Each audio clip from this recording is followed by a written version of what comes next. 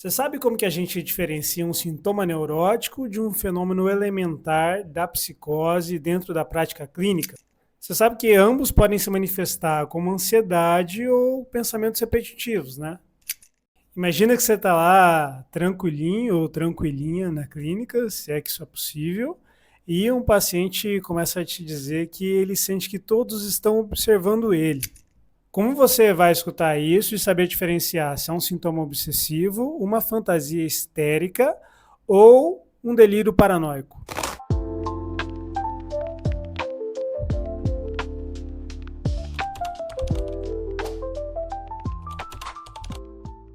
Olá para você que chegou ao canal da Falta ao Falar, onde nós colocamos palavras na ausência do conhecimento.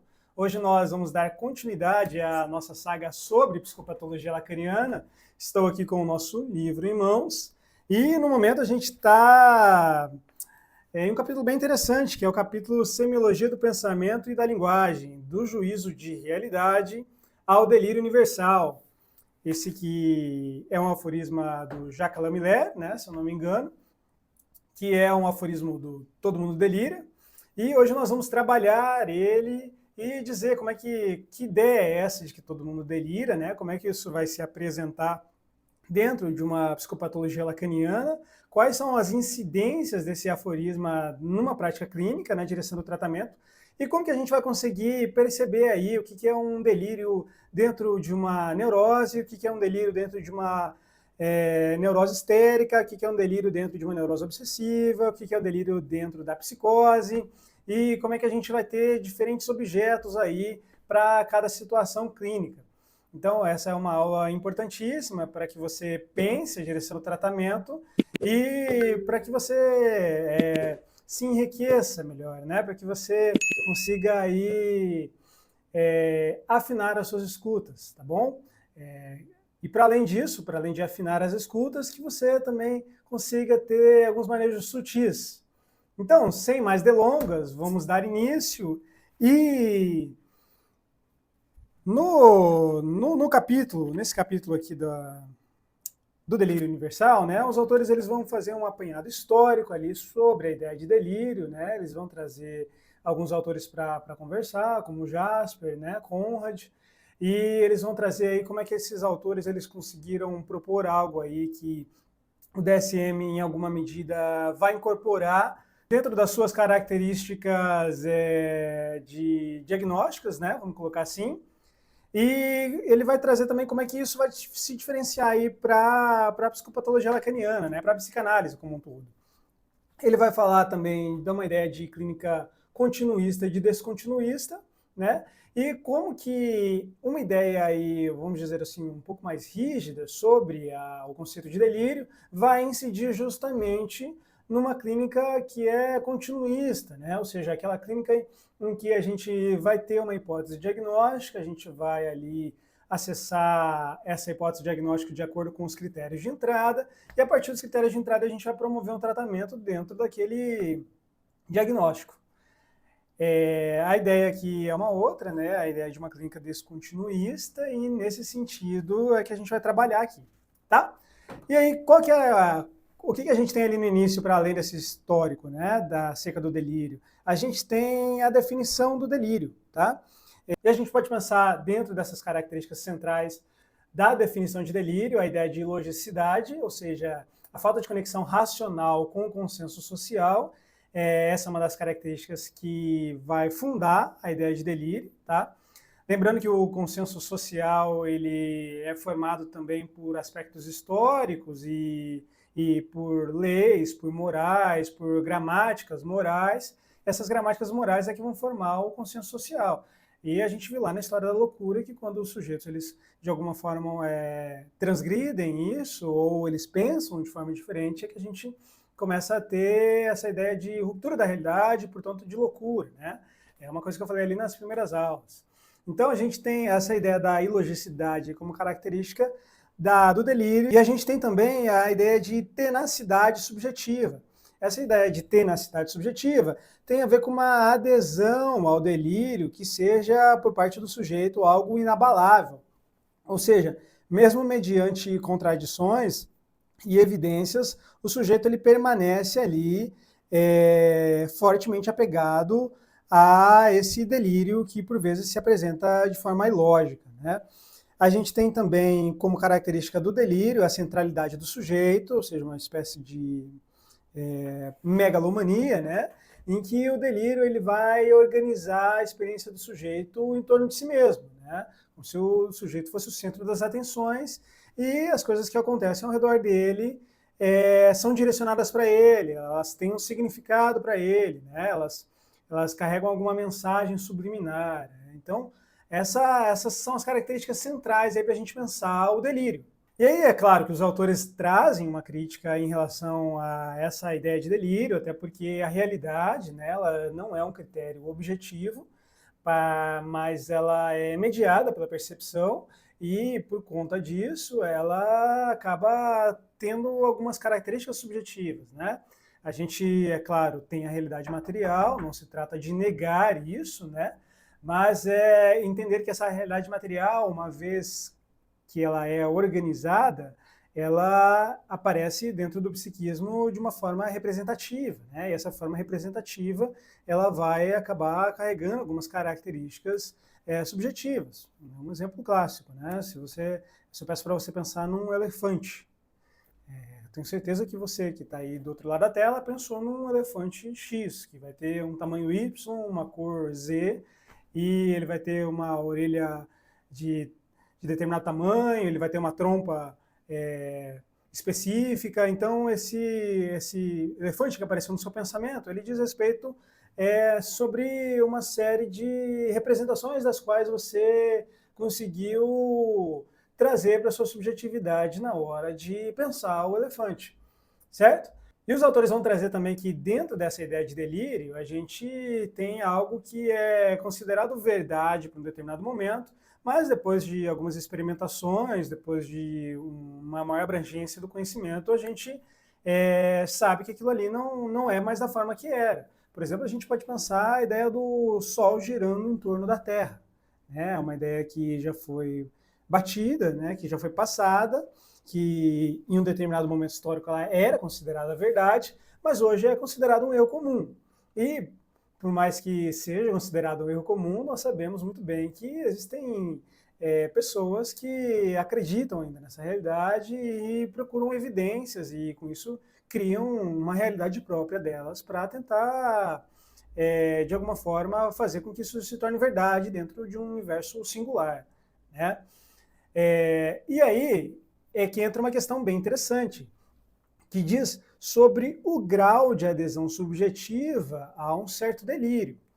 Então, vejam bem, a gente consegue perceber aqui que os delírios, eles são criados a partir dessas representações, a partir do mecanismo de metáfora, né, de metonímia, e essas condições que a linguagem nos permite é que vão estruturar a realidade, por um lado, né? Ou seja, elas vão criar conceitos, esses conceitos vão culminar em coisas que são realidade, e, por outro lado, vai culminar também em coisas que podem se revelar fantasiosas quando confrontadas à realidade. Nesse sentido, é que a gente tem um guia, né? Uma espécie de guia, em relação àquilo que a gente se produz na nossa subjetividade. Os autores eles trazem que existem algumas diferenças aí a partir dessa produção que a gente tem dentro desses mecanismos que a linguagem nos proporciona. A gente pode pensar aí essas diferenças, esses graus de adesão subjetiva, como, por exemplo, acontece na ideia da ilusão. Então a gente tem aí a ilusão, ela é geralmente um mecanismo que é associado às neuroses, tá? Porque ela é um mecanismo que se apresenta de forma que a gente pode corrigir ela através da realidade, né? Mas lembrando que ela carrega no seu germe a ambiguidade da situação, né? E nesse sentido é que a gente pode chamar ela de uma ilusão, ou seja, é algo passível de ilusão. Algo para ser passível de ilusão é algo que carrega no germe do seu signo, né? Do seu significado, ou algo de ambíguo. A gente tem uma imagem que é muito comum, que é essa imagem aqui. Essa imagem ela vai trazer é uma espécie de ambiguidade em que a gente vai ter aí no meio uma figura, né? E no externo dessa figura que está no meio, a gente pode ver dois rostos. Então, vejam bem, essa figura, ela consegue nos proporcionar aí o que a gente tem em relação à ilusão e de como que a gente consegue confrontar ela com a realidade, né? A gente consegue ver que existem dois elementos aqui. Então, existem duas interpretações, mas se a gente fica muito preso a uma, a gente pode estar cometido por uma certa ilusão, achando que algo é só aquilo, quanto na verdade pode ser outras coisas, entende? E a gente tem também aí, dentro desse grau de adesão subjetiva, uma questão em relação à especulação científica, né? A gente tem toda uma teoria científica, por vezes, para validar coletivamente uma experimentação. A gente pode pensar aí na teoria da relatividade, a gente pode pensar na própria matemática, né? Na engenharia, a gente pode perceber que essas teorias do conhecimento, né? Essas epistemologias, elas estão aí e elas têm um arcabouço próprio para que seja submetido algo à validação e à experimentação, e a partir disso a gente pode pensar no grau de adesão subjetiva dos sujeitos que estão ali dispostos daquele discurso científico, né? E agora o delírio, ele já tem uma outra perspectiva, porque o delírio ele não vai estar ligado ao consenso social, né? O sujeito ele vai reconfigurar a sua própria realidade para incluir a sua crença. Por exemplo, a gente pode pensar a ideia do presidente Schreber, né, que é um caso que o Freud trabalhou, e o presidente Schreber, num determinado momento, depois que ele assume uma posição importante presidencial, ele simplesmente começa a interpretar a missão dele na Terra como uma missão divina, e a partir dessa missão divina ele deveria transformar o próprio corpo no corpo de uma mulher, né? Então, esse é um exemplo de delírio que a gente pode pensar em que o sujeito ele não vai buscar um consenso em relação à realidade sobre a sua missão de vida ou sobre a forma com que ele vai experimentar o mundo, né? Mas ele adere a esse delírio de forma a reconfigurar a realidade para que possa começar a se servir dela a partir do delírio. Nessa ideia mesmo do presidente Schreber é que a gente pode pensar uma certa diferença aí, que tem a ver com a ideia de assentimento e de consentimento, né? No consentimento, a gente vai ter a ideia de consentir com o outro, vamos colocar assim. Então, imaginem um sujeito que ele se casa por pressão social. Aqui a gente tem a ideia de consentimento. Imaginem que o presidente Schreber ele tenha ficado numa posição em que ele precisava presidir aquilo que lhe foi proposto e, dentro desse sentido, ele não deveria seguir aquilo que ele acreditava que fosse o teu papel divino. Nesse sentido, a gente vai ter algo que é mais da ordem do grande outro social. Então, a gente vai ter um consentimento. Já o assentimento, ele tem a ver, por exemplo, dentro de um contexto de um casamento, algo que tem a ver com uma ideia de acreditar num amor em que ele vai perdurar para sempre, né? Ou seja, assentir com o fato de amar aquele sujeito que se apresenta de fora do teu corpo, né? Fora das tuas idealizações, e saber que você vai amar ele, acreditar que você pode amar ele por toda a sua vida, né? Ou seja, não é o casamento que vai prender aquele amor.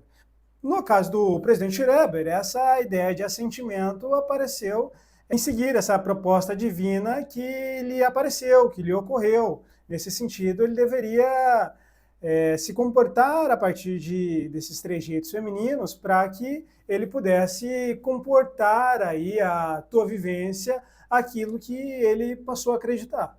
Então vejam bem, a gente tem uma diferença interessante aqui que diz respeito ao grande outro e ao objeto, certo? Porque numa ideia de consentimento, a gente vai ter um objeto que vai se apresentar, mas ele não vai se apresentar como uma realidade, né? Ele vai se apresentar aí a partir de mecanismos de enunciação que vão tolher aquela realidade para que o sujeito possa seguir ali atrás daquele objeto, né? Ou seja, esse objeto ele não vai se apresentar como uma realidade em si.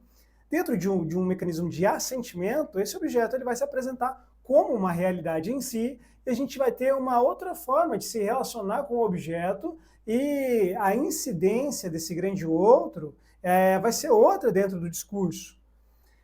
E vale falar aqui, né, em relação ao objeto, que a gente tem vários tipos de objeto que eles podem se configurar dentro dessa relação, tá? Dentro dessa relação que o sujeito vai estabelecer com o objeto e com um grande outro. Essa relação que vai se apresentar com o objeto, ela pode ser persecutória, ou seja, o sujeito ele pode pensar em entidades externas ali que perseguem ele e elas vão se apresentar a partir do objeto. E também pode se apresentar como um objeto perdido, ou seja, o sujeito ele pode ter uma identificação melancólica com o objeto que se foi, né? Que ele não vai recuperar e ele tem a ciência disso, né? Nesse sentido, a gente vai ter algumas configurações subjetivas específicas.